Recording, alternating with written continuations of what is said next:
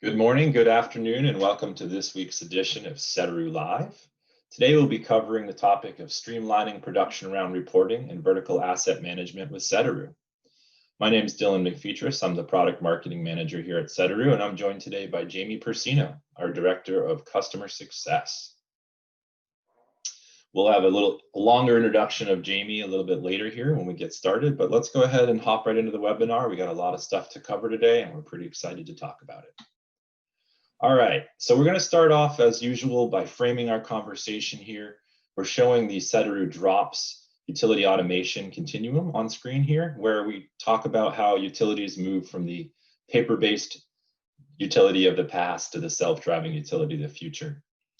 Today, the topic we're covering, and we'll just kind of show off a little bit of the products here in the Sedaru platform. As usual, today we'll be mostly focusing on Sedaru Omni and Sedaru Field Force. We'll be talking a little bit about some other applications as well, but our whole platform is held together by Sedaru Connect, which is our integration platform. You'll see a number of different data sources today. For the topic at hand today with production rounds and vertical asset reporting, we're going to really be focused on the R and the O of drops, real-time and optimized, and show how the access to real-time data and the optimized custom forms associated with Sedaru's different functions will really help your utility with its reporting, its compliance, and its ability to produce data that's accurate and optimized. Today, our webinar agenda will be similar to the last few that we've been running here. We're going to start out with a few poll questions. Ideally, these questions are meant to capture some information about you and your utility, and there'll be an easy way for us to discuss some of that information at the end. So I'll be introducing those in just a second. We're going to do a little bit of an overview of the vertical asset and production around topic today. We'll talk about reporting and compliance, and then we'll be hopping into the meat of the conversation here with the Sedaru product demonstrations. We're going to have a couple of different demonstrations to show you. We'll focus a little bit on the validation, calculations, and logic associated with capturing data. We'll look at how that data gets aggregated and visualized for you within the platform. We'll talk about alerts and compliance and how the access to that data and the outputs that come out, as well as we're going to tease a couple of future webinar topics with data integration and vertical asset hierarchy. Finally, at the end, we'll go ahead and review those poll results, and we'll have some question and answer sessions. So as usual, we'd love it if you guys would put some questions into the Zoom platform for us. And without further ado, we'll hop right into the poll questions. So in a minute here, I'm going to go ahead and launch the poll as part of the platform Zoom, which will allow you to view these three questions sort of in its own little window. You can move them around to get them out of your way, but what we'd like you to do is to answer these questions as best you can over the course of the webinar. And I'll give you a heads up right before we're going to close down the poll before we review it as a group. So just that in case you forget, you'll have a little bit of a heads up at the end.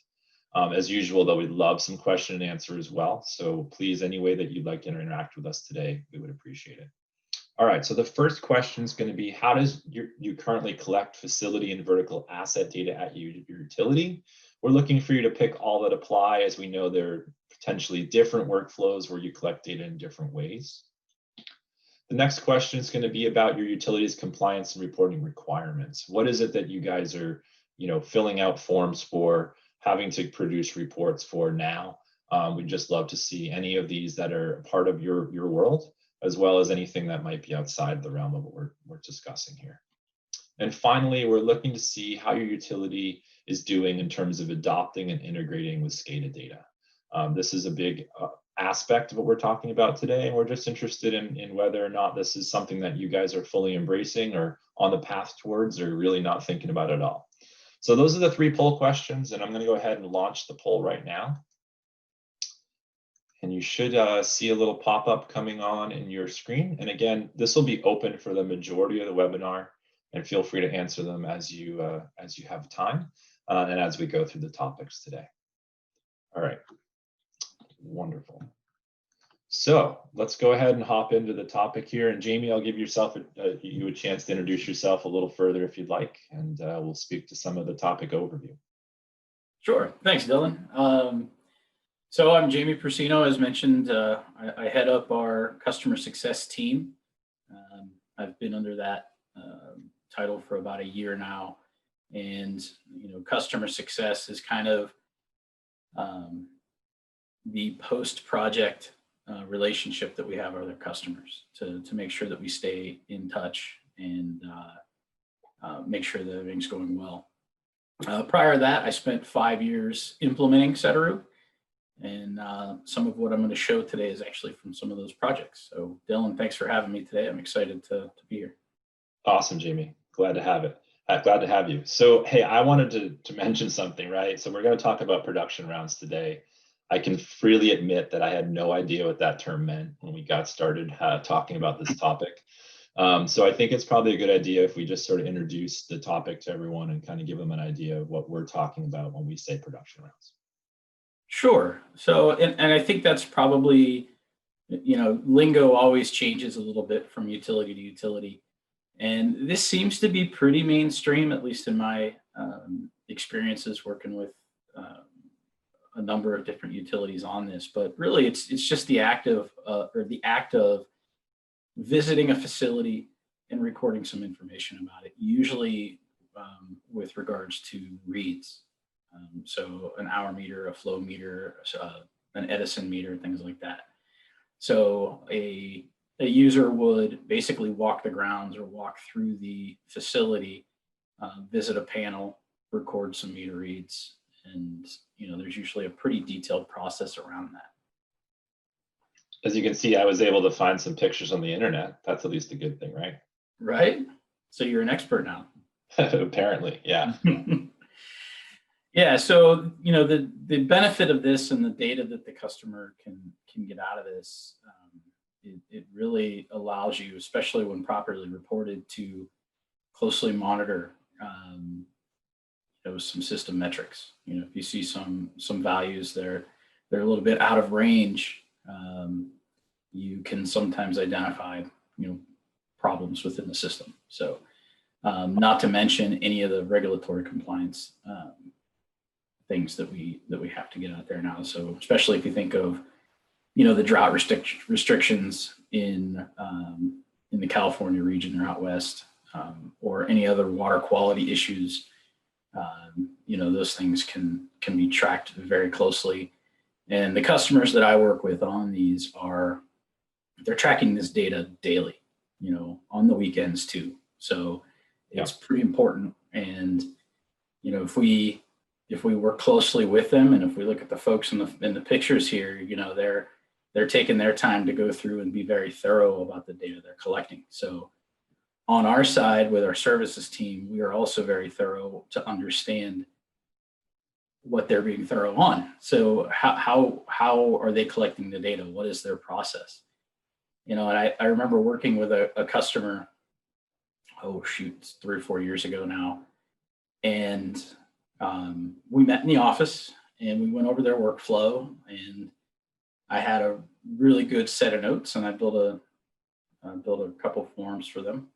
And it's always important that you field test the workflows that we build. So we did that, and the guy came back and he's like, yeah, this isn't working. This isn't right. And he's trying to explain it to me. And I said, look, I just need to come on site and shadow you for a morning or something like that. And it really opened my eyes when I got there. So the forms that I had built had all the data that he needed, but the form was fairly long. I think there was 60 or 70 controls in this form. It was a very large facility that he was maneuvering through. But he basically did a big figure 8 through the building, and he would hit different panels and different facilities along the way. And he wanted that form to be in that chronologic order. Yeah, like his walking path. Yeah, that makes sense. Exactly. Yeah. So little things like that, trying to understand how the data is being collected, where the data is going after it's collected, how we need to use it. Those are all things that we hone in on and build out for these types of projects. Awesome. And I see, I will say the problem I have with these pictures, Jamie, is there's a lot of paper going on in here. We're going to solve that with Sedaru, right? Exactly. And I'm kind of glad you pointed that out. So there won't be any paper in our processes. I like that. Not unless you want to print the report and feel it. There's some folks that still like that. Yeah, some tactile pleasure out of the paper in your hand. I understand. So let's talk a little bit about vertical assets, Jamie, and just sort of the context for today, what we're talking about there. Sure. Yeah, and vertical assets is kind of a hot topic these days. And for today's focus, we're going to look at recording data, capturing data from vertical assets, like we say down there, pumps, tanks, wells. There is, another part of Sedaru also we have vertical asset hierarchy, which is a little bit different, and we'll go into that in a separate webinar. But so for today, we would actually select a pump. We'll have a form that's tied to a pump, and we'll fill out some information on that. Whereas if it was our vertical hierarchy functionality, you could select a pump station. You wouldn't even have to have the pumps mapped. You could drill down to that specific asset, whether it was a pump, it was an eye wash station, whatever you had in that work order mix, and you can complete work on that, even without having that GIS point in there. So big distinction there. Yeah. We will circle back to that hierarchy in a later webinar. Okay, awesome. Thank you, Jamie. So let's go ahead then and talk a little bit about reporting. This has always been a big pet peeve of mine. When someone says they need a report, I usually ask them some questions about what that report's used for. So I kind of wanted to introduce this topic a little bit, because a lot of what we're going to cover today is sort of how the outputs and the data access is making things easier for the utility. Yeah, and everybody has a different idea of what a report is. And if we kind of just look at maybe what we have in the office at the utility, it can be a collection of system metrics, flows and pressures, and just basic information we want to know about a specific site, or a summary of our entire system. How much water did we produce in August? What's the motor temperature for pump 108? Things like that. Those are kind of system metrics that we can collect. There's also such for regulatory compliance, like you're listing here, where we're going to show an example of a chemical addition report a little bit later that is automatically filled out by data entered in the Sedaru. So whether it's a water audit, chemical addition, water quality, those types of reports can be auto formatted and automatically created to where you can print. You can PDF it and you can send it off to the regulating body. Yeah, I think. Go ahead, Jamie. Sorry. Yep. And then no, go ahead. I was just going to say, I think one of the things that's most important about reporting in general is the ease of access to me, right? Can I get to that number? Like you mentioned, how much water did you produce in August? That should be something I can easily put my finger on, right? But what I really don't like is when the report is generated and then I have to take that data, transform it, to meet some needs, right? And so a lot of what we try and do at Sedaru is to ensure that the data is coming out in the format you need it.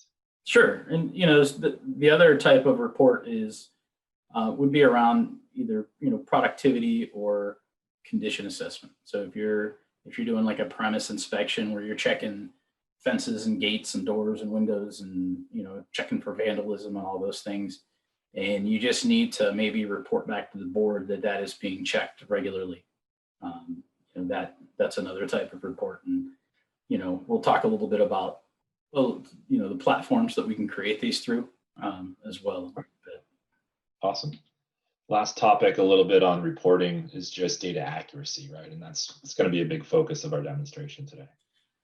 Yeah. If you think of the sheer amount of information that is, pardon my pun, pumped out of a facility these days, my Lord, it's chlorine values and pressures and flows. It's just there's so much of it, and if you have a pretty granular SCADA, you're going to get that data every minute, every 2 minutes, and it's just always pumping. So there's a lot of things that we can look at, and that's one important thing for us to understand is what's important to you for your system in your conditions in your region. And, we can tailor the workflow to kind of wrap around those needs. Awesome. Okay.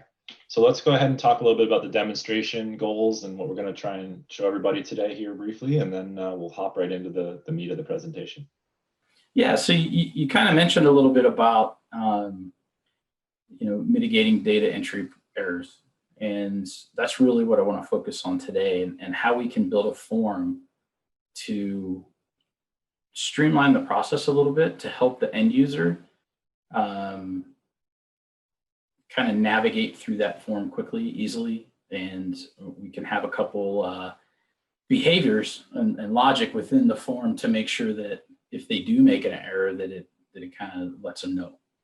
So, we have validation that we can write into the forms, and we can provide errors or warnings that could potentially prevent the saving of the form if we wanted, and it'll tell the user kind of what's going on. So, if a flow ends up being negative, we can prevent the saving of the form based on that validation logic. Great.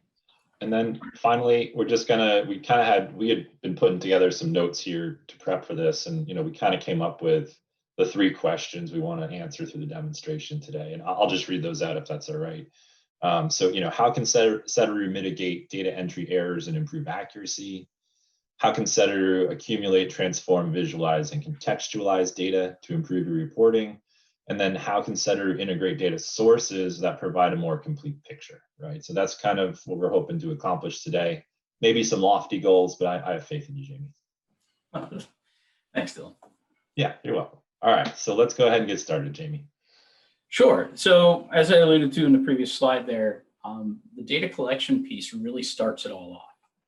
And if we want to build the best data collection system or data flow that we can, it really starts at what data do we need. So we can maybe start at the reports or the data needs that the customer has, and we can kind of work backwards from there.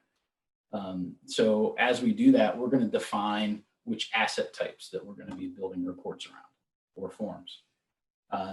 Today, we're focused in on operation maintenance. So we have some vertical type assets here: pumps, tanks, wells.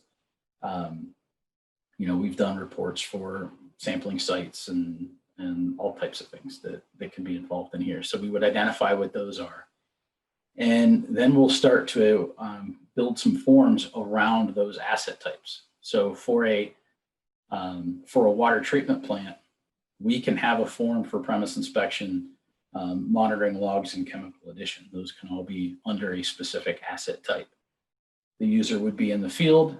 They would select that point off of their map in Sedaru Field Force, and they can jump into the form and start entering information. We're going to show a demo of that for a pump log form here in a little bit.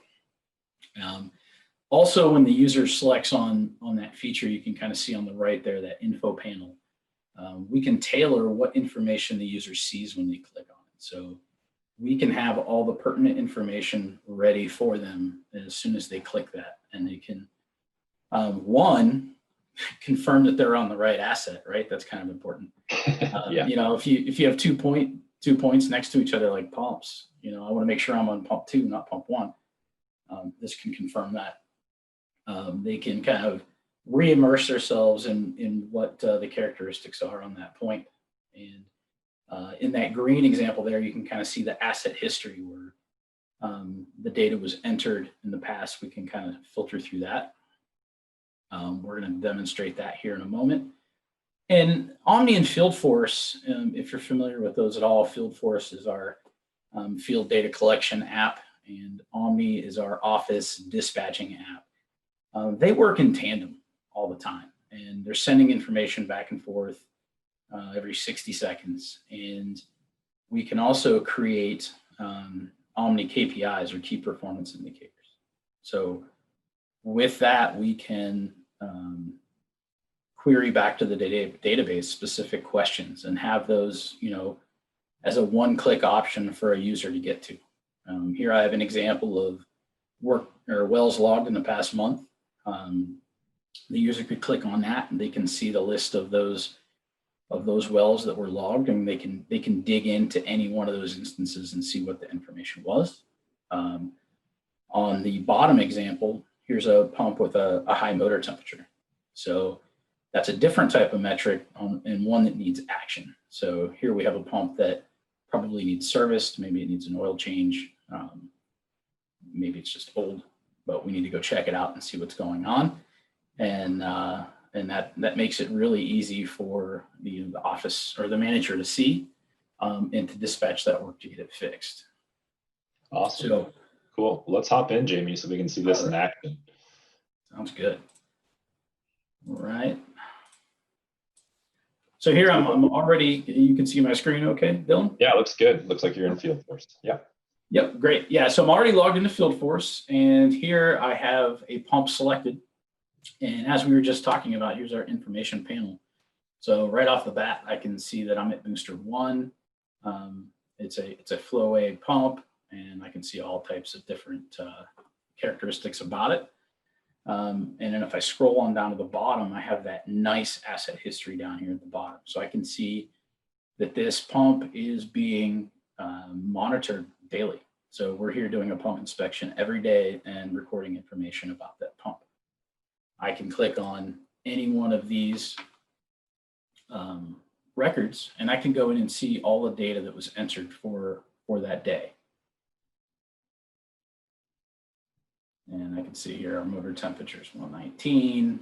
I can see who inspected it, the exact date, and my GPM. So all of that's recorded. So today it's the 20th. Looks like we need to do another one. So we're going to jump on in here. We're going to hit our start button, and we're going to choose pump inspection. And when the form opens, we can see that the site name is automatically populated. So, I want to talk about the strategically built form to best fit our needs within this need for data collection. So, there's a lot of things that we do in Sedaru that make this a strong workflow. Starting with just having the GIS point and being able to relate that, having that information panel to confirm that we're on the right point. That's kind of core. That's kind of step 1. Step 2, you can see that we have some color coding here in our form that can help separate some of the controls that we're working on here to make it a little more intuitive and a little bit quicker to digest for the user. But really what I want to showcase today is the logic-driven behavior that we can write into these. And this is the first example of it here. The fact that we can bring in a value like a site name and just post it in there. So again, it's reassuring to the user that they're on the right asset. And it's also showing that we can bring data in, whether it's from the history or in this case, it's from the GIS layer table. So it's just bringing in a name and saying, hey, I'm booster 1. And the user doesn't have to type that in. They don't have to go to a pick list. In fact, oops, I messed that up, didn't I? That's all right. That's, Jamie, I did want to mention while you're going back there that this presentation is a little different than a lot of our presentations. Generally we're showing the outcomes pretty much only. This is a little bit more of a view inside the sausage factory to a certain extent, right? How is it made? But I think what the value is and why we wanted to show this today is, this customization is what makes these forms more usable. Like you mentioned, the guy who wanted to walk the building in a specific order, that is key, right? To the quality of the data, to the consistency and the ability to reproduce it. Absolutely. So if I continue down the form here, I'm just going to click through some of these, and here we want to confirm if the pump is running or not. We'll say it is. We can record our water temperature, and we have nice notes in here. So we have Fahrenheit displayed here, and we kind of say it here as well. We always want to guide the user to the answers that we want, and we want to protect each of those controls to make sure that we're getting the data that we want. So it's all about getting the data that we want all the way through this. And then when we show our reports a little bit, it's really about how we get the data to all the people so they can use it. So here we'll put in a value for our water temperature, and we're going to put in our motor temperature. So maybe it's 127 degrees. I can put in a decimal if I want. And here is a little bit of logic that I wrote in. This is just a warning message. So a warning in Sedaru will give us a little a note up here, like, hey, that's out of range for this pump. But it allows us to still save it. If it was an error, I wouldn't be able to save it at all. And I just like, it's the real value. They still need to save it.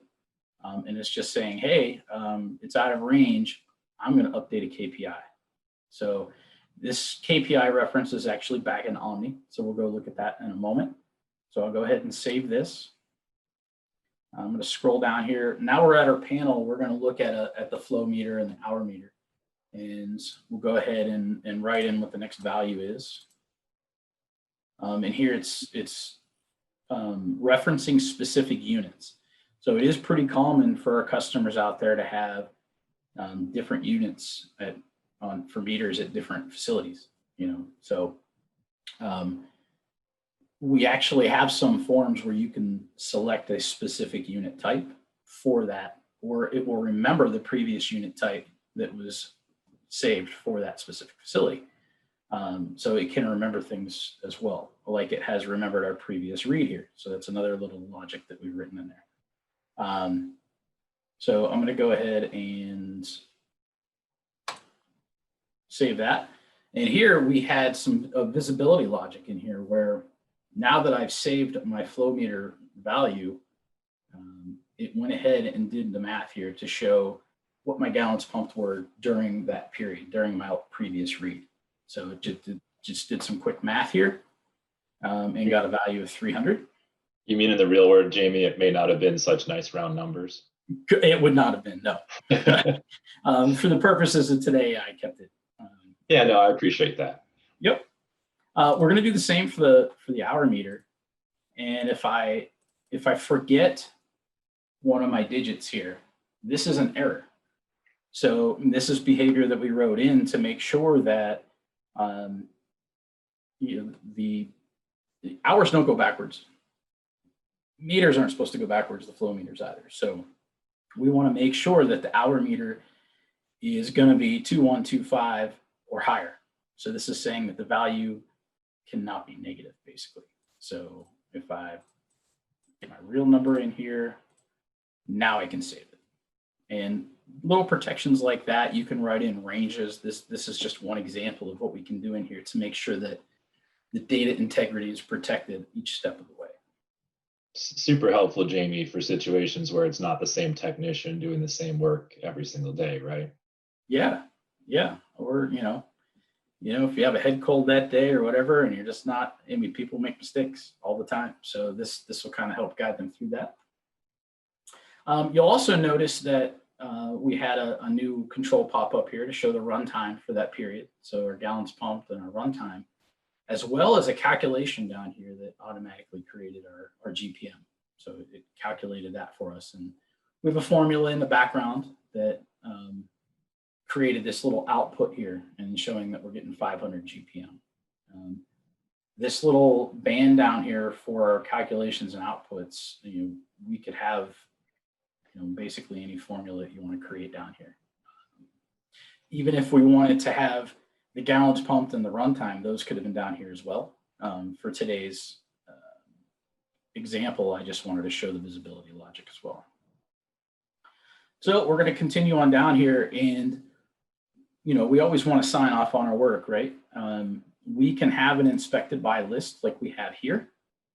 Sedaru does automatically stamp the date and time and the username each time a form is completed. But you can have a list like this as well. So maybe John McLean completed this one. We can get our date and time, and we can add any comments about the inspection that we want. Jamie, I know I've seen this in other forms, but you can include pictures as well, right? If the form is set up for that. You absolutely can. Yep. In in this specific example, it makes sense. But if we did have pictures, it would show up right in this page. We could see a picture of what pump 8 at booster 1 looks like, and would be pretty helpful. Especially like on for any of your assets, it's kind of nice to see, and that's just another thing that confirms you're at the right place. Yeah, absolutely. If you need to be at pump 108 and it's a vertical pump, and you're at pump 106 and it's a horizontal pump, then something's going to go off right then, and you're going to figure you're in the wrong spot. So here we can see that our history went ahead and added in here. So we have another entry for that, and we've just completed our inspection with all good data. So very cool. Yeah. Back to you, Dylan. All right, so we're going to hop into Omni a little bit here, Jamie. And right. Yes. Thank you. Yeah, I wanted to show. Bear with me for a moment. No problem at all. So, I mean, guys, just to be clear, like this was an example, right? This is a specific form. It is for for a vertical asset of a pump in this case, but some of these forms might be extremely long, as Jamie mentioned, if you are traversing one whole facility and capturing different data sections, so that we can differentiate the form such that the color coding helps with moving from one section to another. There's generally these forms are customized to a specific asset, not just an asset type, but that really depends on how granular some of your things are.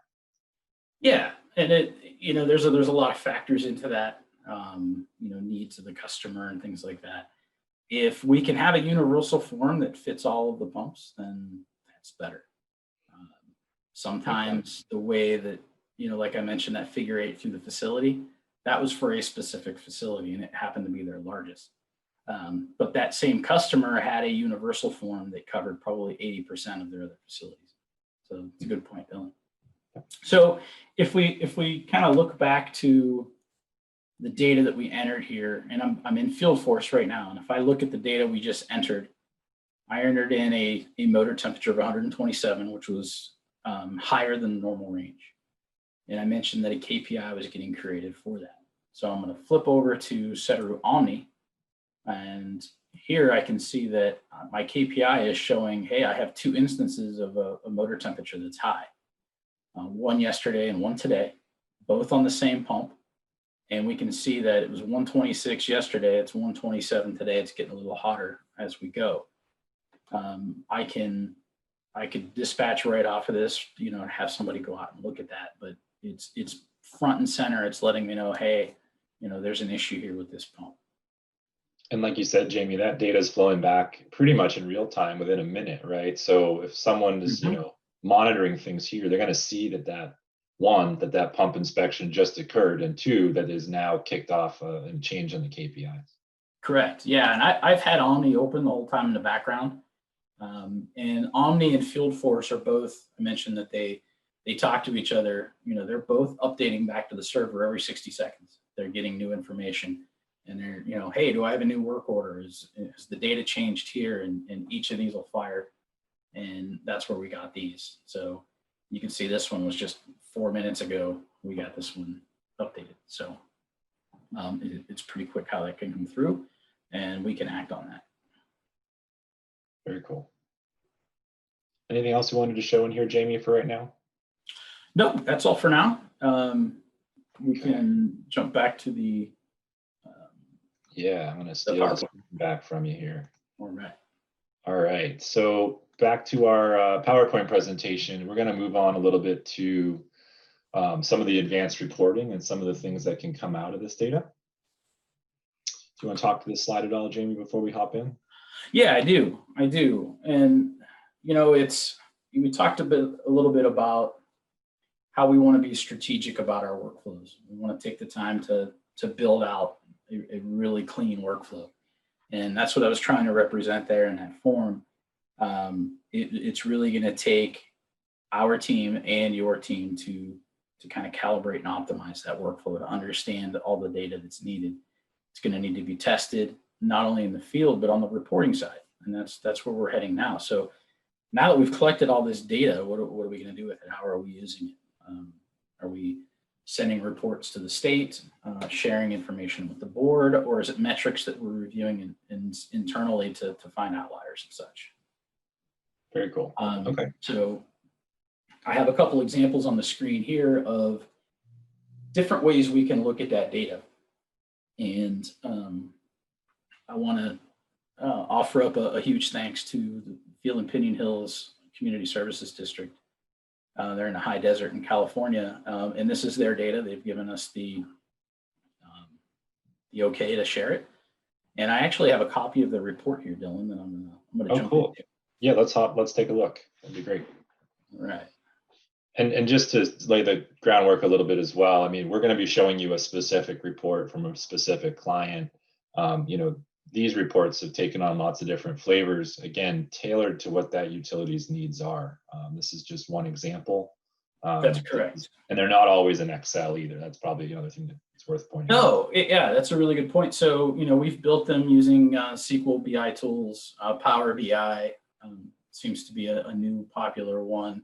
You know, we've done a number of them in Excel just because a lot of people are comfortable in Excel and it's fairly easy to use. So, you know, we're not limited to those three. It's really a matter of what the utility is going to be comfortable with. Absolutely. So here we have an example where we can drill into a specific asset. So all that data that we were collecting back in FieldForce is being leveraged here.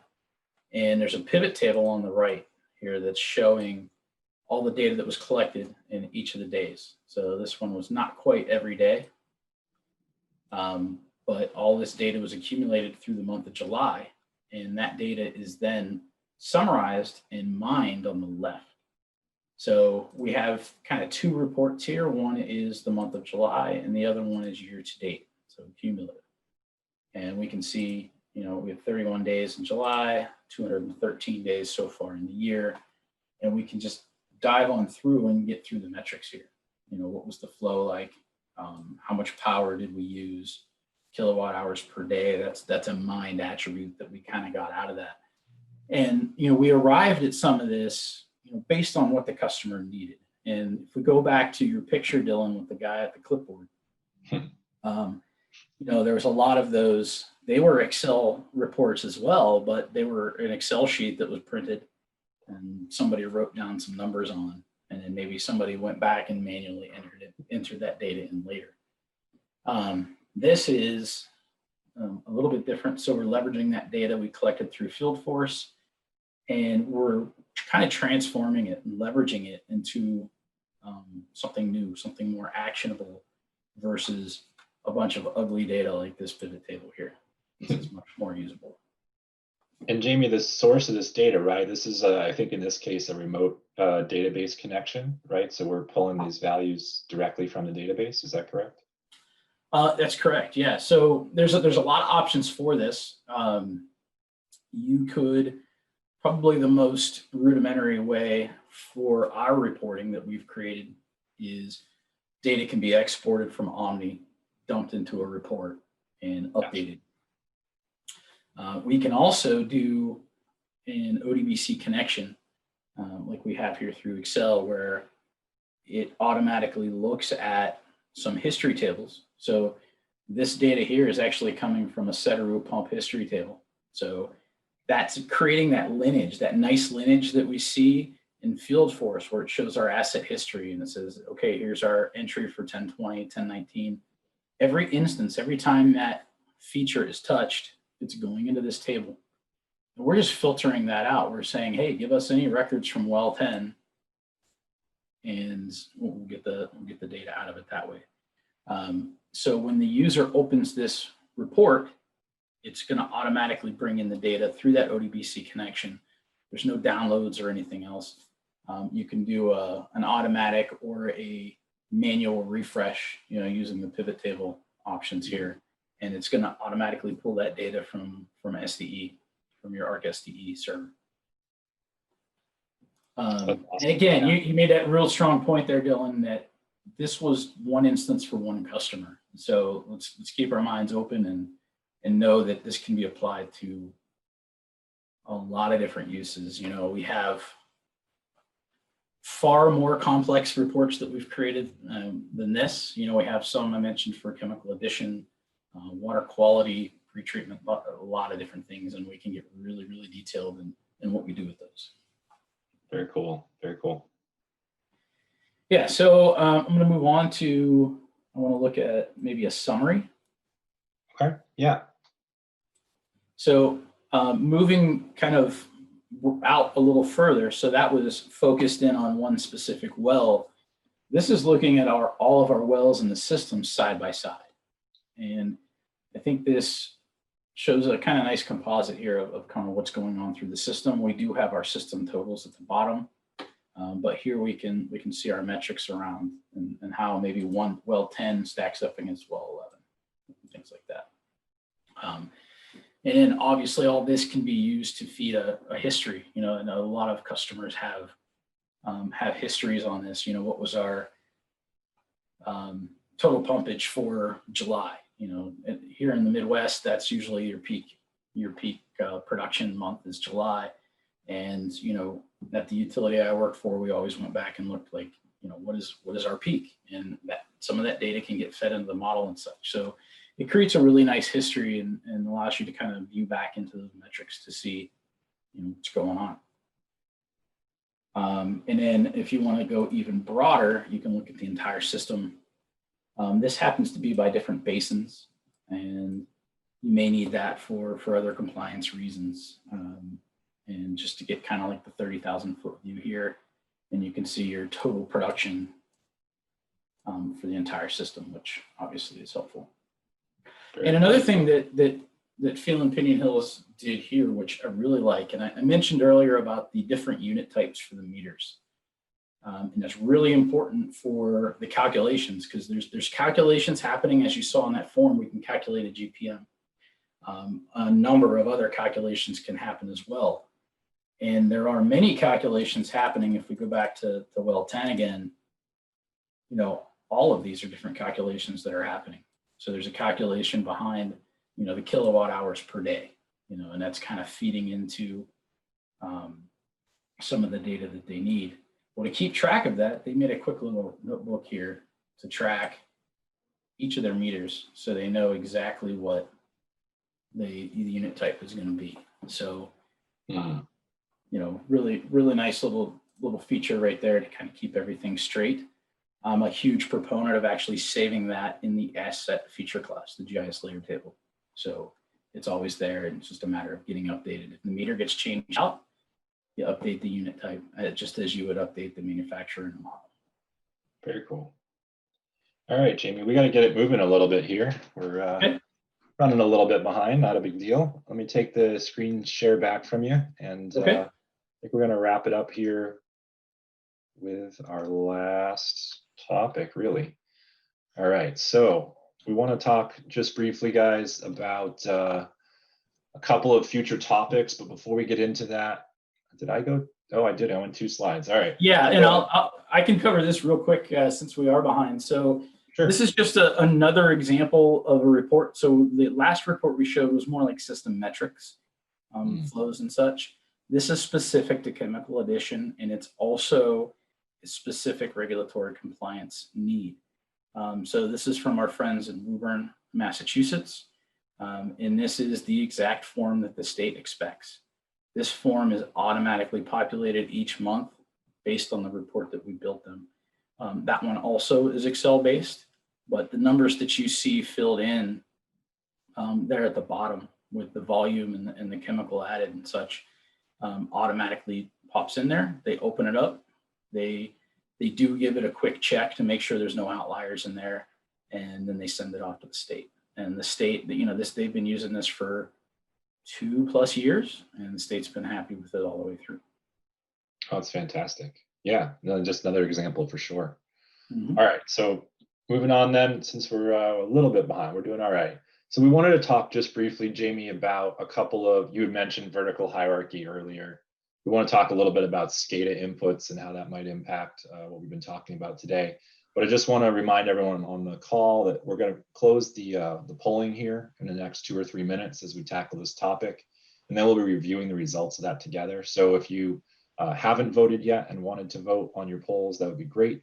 And if you have any questions, please feel free to throw them in the Q&A so we can address them here in just a minute. Go ahead, Jamie, it's all you. Great. So, we've talked a lot about data collection and reporting, and a lot of that was centered around digital collection of the data using field force and such. We've talked a little bit about SCADA leading up to it, but what I want to talk about next is the SCADA feed that we feature in our Omni program. And we have a screenshot here of a trend from a SCADA KPI. So we have connection back to the SCADA historian to get specific tag information. So in this case, it's a water level for a reservoir, and we can trend that out over time. So this is one just for a day. We can see how the water levels changed. This is very slight changes here. As you can see, it's just, by the 100th, actually, it's just kind of moving up and down. This is a pretty large reservoir, so that's why. But it really, you can dive into any one of those SCADA tags. You can see well levels, you can see PRV pressures, suction or discharge values for a pump, and things like that. So what this does is it kind of broadens who can get to that information. Usually if it's in a historian or a SCADA system, you have to have a SCADA view or other to access that. And that's typically held by somebody on the O&M side that just has access to that software. But if you're an engineer or somebody who's flushing a hydrant over in the engineering office, you can actually get in here and see some of that data firsthand on your own without having any other licensing. And it's pretty quick and easy to get into it. It's a one-way feed, so there's no way we can interrupt or break that SCADA data. You can also export this data. So if you want to do some additional analysis, you can dump this into an Excel format and kind of dig into it from there on an analytics side. You can also trend more than one SCADA point together. So if you wanted to see tank levels for two adjacent tanks at the same time, or a pressure and a flow at the same time, really any of those, you can kind of pull those in and see those side by side. And that really speaks to the context, Jamie, right, that we've been mentioning, right? It's, one thing that you just went out and measured your pump and what it's doing right now, but if you are seeing changes in the pump and changes in the attributes that you're recording, it might be nice to understand what the overall system looks like at that point in time. Exactly. Anything else you wanted to talk to here, Jamie? I know we just wanted to at least mention that we are going to be covering vertical hierarchy in another session. Is there anything else there we wanted to share today? No, I am good. I will share that this SCADA feed that we're showing here is kind of the tip of the iceberg. There's other apps that we have that benefit from this SCADA feed. Our water loss app and our Sedaru Ops app both benefit from this data feed, and really does some cool things with that data. We can talk about actionable and leveraged data. It's pretty impressive what we can do with that. On the vertical hierarchy side of things, with the coming webinar we have for that, really excited to get into that with everybody, and it's a really powerful tool. So I'll leave that to you and Kevin, though. All right, sounds good, Jamie. Thank you. All right, guys, so that pretty much wraps up our presentation today. I just closed the poll just a second ago, and what I'm going to do here is now share the results on screen so that we can all take a look, and hopefully you guys can now see a new window popping up with the results of the poll. Jamie, hopefully you can see these as well. Mm-hmm. I just wanted to take a quick look at them, and if there's anything real interesting in here, we'll chat about it, and then we'll get to your questions. So with the first question here, we asked, how do you currently collect facility and vertical asset data? In looking at the responses, it does seem like, well, one, there's more than 15 votes. So obviously some of you guys voted more than once, which is great. I think that represents the reality at a utility, right? Is that there's not just sort of one system in place for all aspects of what you do. Oftentimes you have some that are a little older, some on newer technology, and so there's a mix. it does look like the most prominent are collecting manually on paper forms and collecting electronically, but not really having access to that data. And that pretty much computes with what I'm seeing as well. I think this is one of the areas that utilities have sort of lagged behind a little bit in adoption of new technology. Even just electronic data collection in the field is not that common yet. What are your thoughts, Jamie? Anything there that strikes your eye? No, this is actually what I expected. This is pretty typical for for the customers that I've worked with in the past. And even that manual access, that red one there, the winner, I guess we could call it. You made a good point there where there could be 3 reports, that 2 of them are manual, 1 still paper. And that's the beauty of what we just showed, is that report, that Excel report, is going to pull in, or can pull in, multiple forms from multiple asset types. So we could have production values from tanks, wells, and pumps, and chemical addition can be in there as well, all in one report altogether. Very cool. Yeah. All right. Taking a look at the second question, what are your utilities' compliance and reporting requirements? An overwhelming majority of you are doing water quality reporting. I think that makes a lot of sense. You also see the production and chemical additives, and then the annual audit. Those are the ones that we see the most as well. Some of these other topics were just meant for people who are a little more focused on wastewater. But this, again, kind of fits with what I was expecting to see. My interest, I guess, in general would be as to those of you that aren't fulfilling one of these or are not required to, is that based on the Public Utility Commission in your state or AWWA requirements? I know that varies state to state. So that's been my experience. Jamie, any thoughts? Oh, not much to add here, just that, we didn't show water quality today. We've done some really cool things on that front as well. And, there's some really nice KPIs that we can pluck out of there so we can act on water quality issues. Absolutely. Yeah. And then the last question. Looks like the vast majority of you guys are using SCADA, but it's not really integrated with your asset management side. And hopefully what we showed today kind of points out some of the value of that. I know that we'll be addressing this in more detail in the future, but the ability to look at SCADA information in the same platform that you manage your assets, to me, is really the game changer, et cetera. Yeah, and I probably neglected to mention before, Dylan. I had that screenshot up there of the SCADA trend. You can go to tank 1 and click on tank 1, and you can see trends for tank level, chlorine level, anything that you want in there. And you don't have to think of the SCADA tag or look at it through that. It's all relatable through the map. You click on it, you can see a list of the tags, and you can trend off of them, or just see the most recent values if you want. Yep, absolutely. And I think, Jamie, this to me is a great opportunity for us to do a more full-bodied, full webinar session on SCADA and how it can be used. So make sure that we get that on the schedule. All right, so that's those are the results of the poll. I'm going to stop sharing those now. It looks like we do have 1 or 2 questions that we want to address. So Jamie, we have a question about, in addition to operating monitoring, which we showed today, do we monitor condition and recommend replacements if necessary? Absolutely.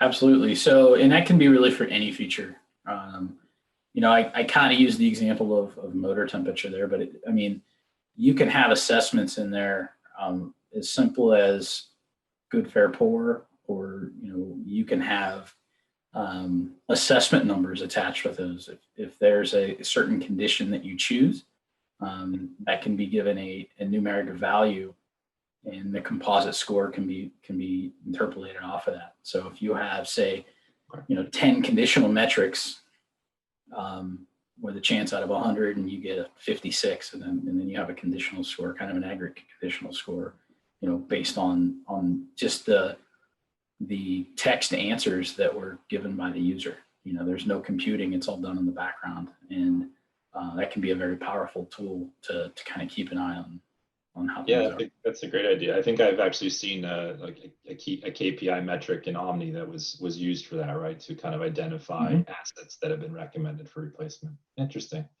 Okay, yeah, appreciate that. There is one other note here. It said they really liked the utility pun that you threw out there and would like us to do a webinar on just utility puns if possible. Rock on.